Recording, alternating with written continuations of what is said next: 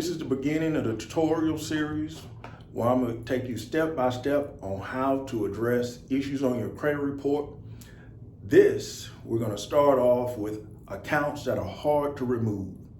You've submitted a dispute or you've been disputing this item for more than a few months and it hasn't been removed, and you keep receiving letters stating account has been verified or we've already investigated this dispute, the account is yours.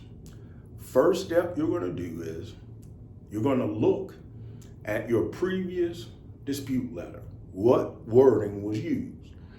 Now, if you're continually getting account verified, this is when you start using the USC codes, specifically 151681A parentheses 2. You don't have to worry about writing these USC codes down. I'll have them in the description, and I'll have how do you apply them to your account. So what does that USC code do? That is method of verification. You're requesting that this dispute be investigated by a human. You want a human review. Why do you want that?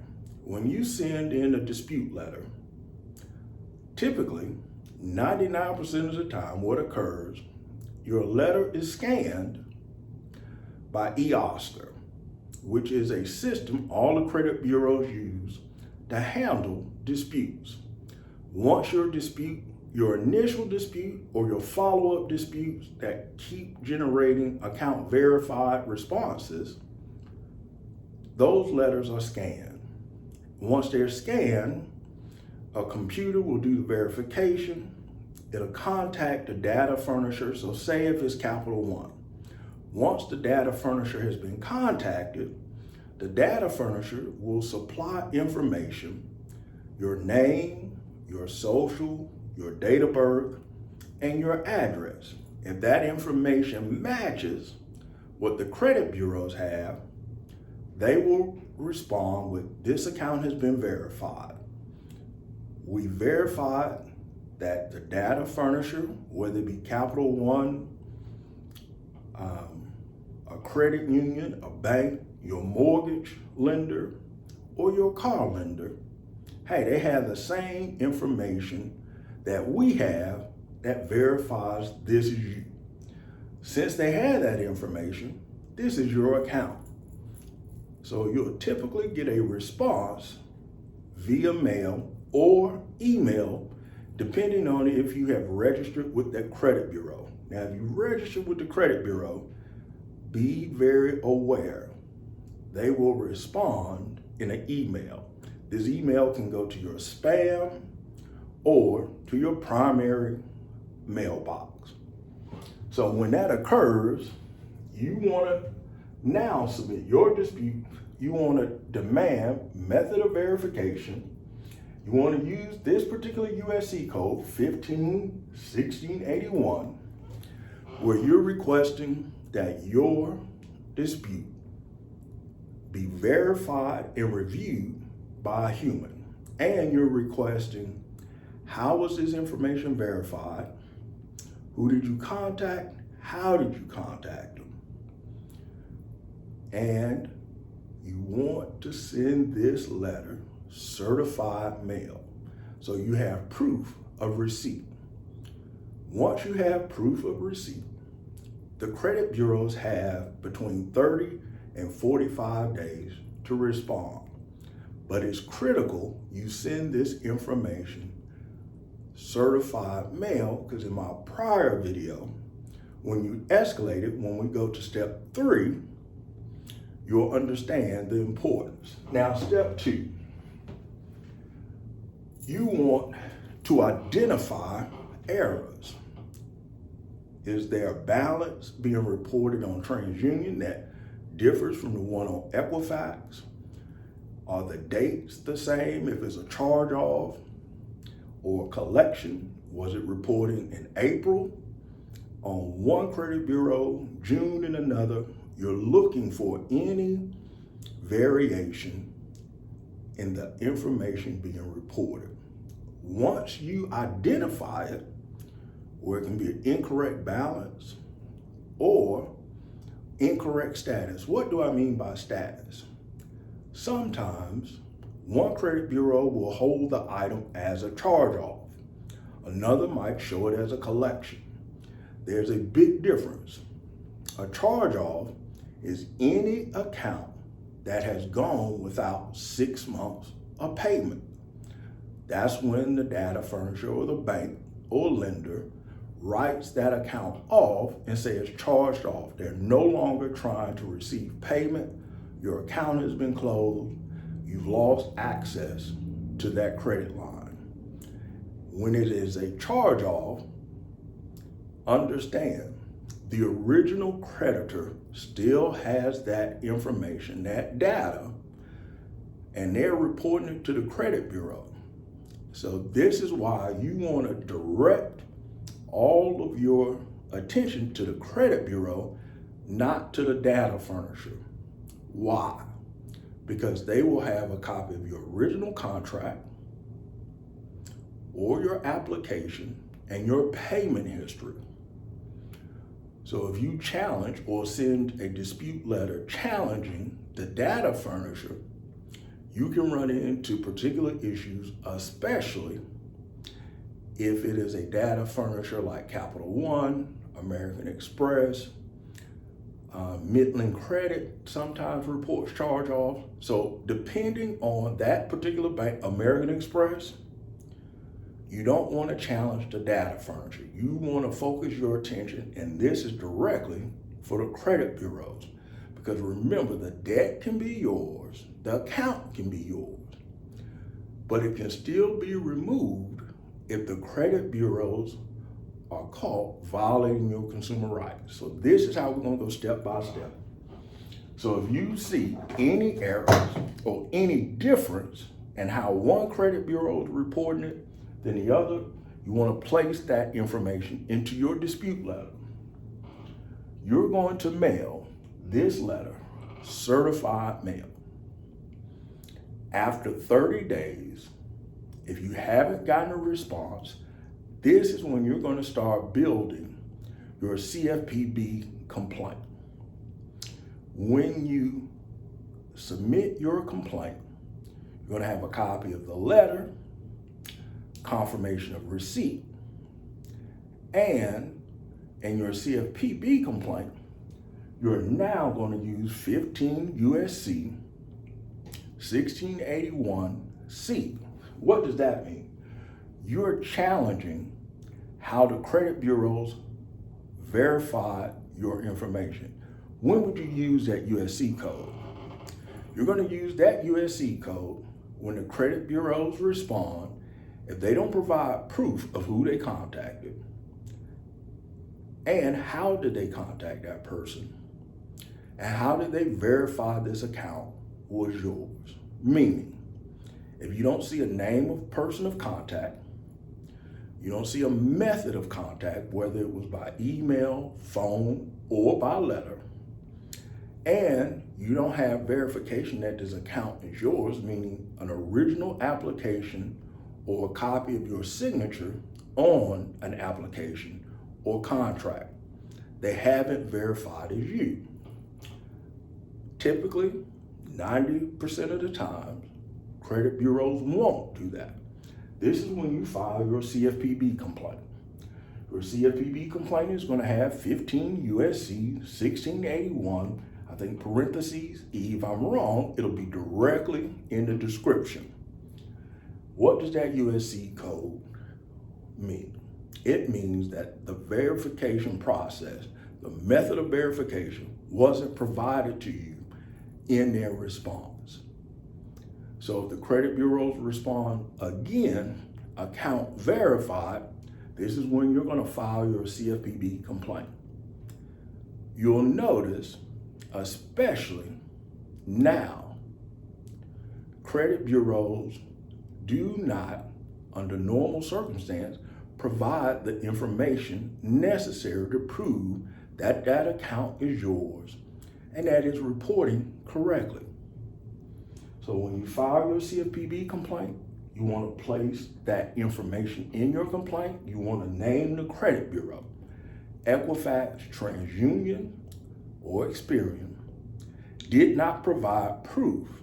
They didn't send me any copies of my contract, who they contacted, nor did they send me anything validating that this account is reporting accurately. This is what I also recommend you do. Take the page, download your credit report from each credit bureau. When you identify that account, circle it in red, scan it, and upload that one page for that credit bureau with that account directly into your CFPB complaint. When you do that, you're showing them, hey, this is the account I am referring to. When you file your CFPB complaint, they have up to 60 days to reply. When you do it following the method I am describing, they will reply typically within 30 to 40 days, which is ideal. Just because they reply does not mean they're going to remove the account. They'll typically reply and say, hey, we've investigated this dispute, and this is what we found. Now, sometimes those accounts will be removed. If the account is removed, the process ends. Now, they reply to your CFPB complaint that the account has been verified and it is yours. This is when you're going to file an Attorney General complaint. The Attorney General complaint will have a copy of the CFPB response from the credit bureau, a copy of your dispute letter, your original dispute letter, your CFPB initial complaint, and a copy of their response. You're going to attach that into your Attorney General complaint, and all Attorney General complaints can be filed online. Make sure you also include a copy of confirmation of receipt from step one, that you submitted your dispute in writing. They confirmed and received it on that particular date. And when you file your Attorney General complaint, you are now going to also print out a copy of your Attorney General complaint, print out a copy of your CFP initial complaint, a copy of the credit bureau's response, confirmation of receipt, your original dispute letter, and your dispute letter, and where you're going to escalate this directly to the corporate office of the credit bureau. And you're going to put the credit bureau's name, TransUnion, Equifax, or Experian, attention, legal department. Now, when you create this letter, it is going to be filled with 15 USC 1681. I'm going to list each one you need to use. And essentially what you're stating is, my consumer rights have been violated. I have followed the process. I've submitted directly to you. You failed to provide method of verification. I identified the error in your response, whether they didn't provide who they contacted, the name of the person they contacted, nor did they provide verification, a copy of your application, or a certified document from the actual creditor. When you submit this to the legal department, it is going to be mailed to their corporate office, Attention Legal. You're going to not only mail it certified, you're going to use Form 3811, which you're going to get directly from the Postal Service. On Form 3811, you're going to put the name of the credit bureau, attention to their legal department, and on the back of that card, you're going to place your address. Once you have confirmation of receipt that has been received at the corporate office, you're going to wait 4 days. That'll give them enough time to actually place your dispute directly into their system, and the investigation process on their end will start.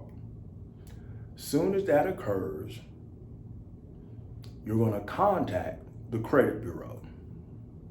You're going to speak to a representative. And in the description of this video will be the corporate addresses for each credit bureau and the contact number that you need to call to verify that this information has been received. Now, the script is going to be very direct. I sent you a letter.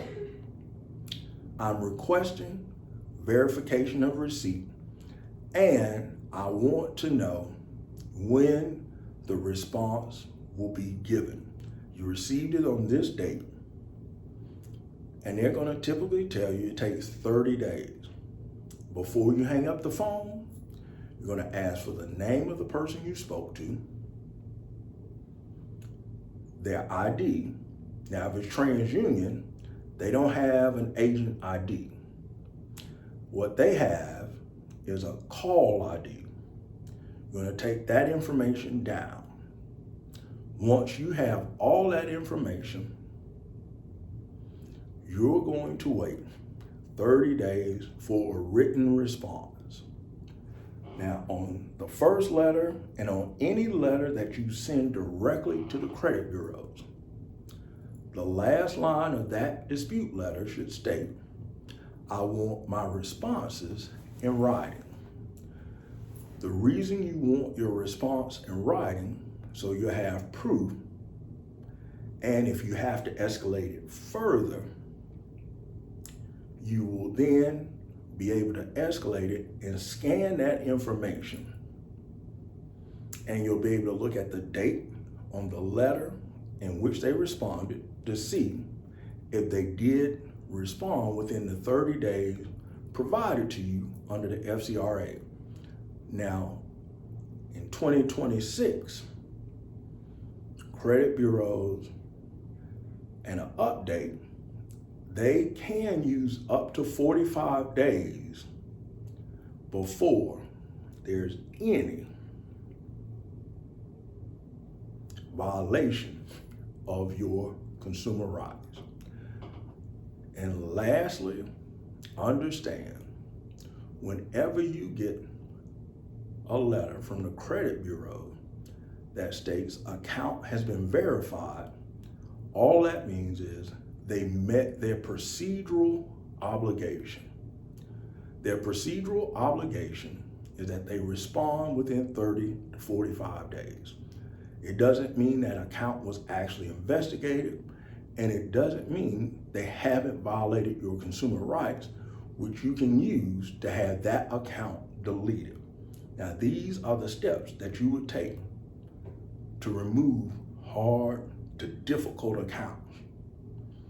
Now, I'm gonna make a separate video later this week in a tutorial series, and where I'm gonna take you to step by step on how to actually email the credit bureau to get hard and difficult accounts removed.